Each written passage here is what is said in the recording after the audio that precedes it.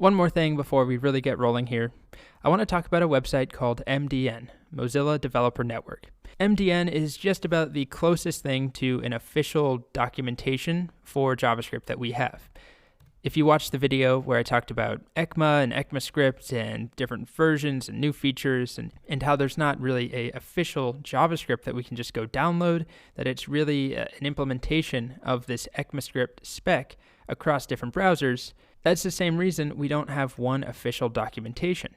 It's not like a language like Python, where you can go to python.com or python.org and see the docs for Python 2 or Python 3.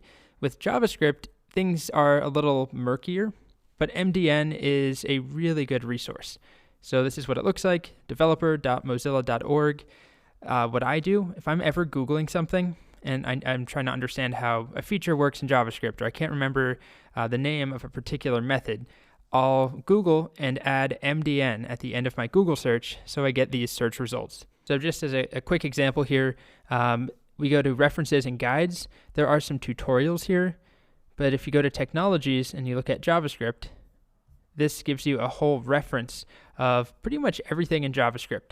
If we talk about arrays, which we will shortly in the course, if you go to the array page here, there's all sorts of information and tons of links about all the different things that arrays can do. So you'll see me reference MDN quite a bit in this course, and I just thought I should take a moment to address it, introduce the idea of MDN. Remember, it's not an official documentation for JavaScript. It's put out by Mozilla, the company that makes Firefox, and it's just a great resource for learning JavaScript, but it's also an invaluable reference for existing developers and maybe teachers who are teaching Udemy courses who need to refresh their memories on certain things.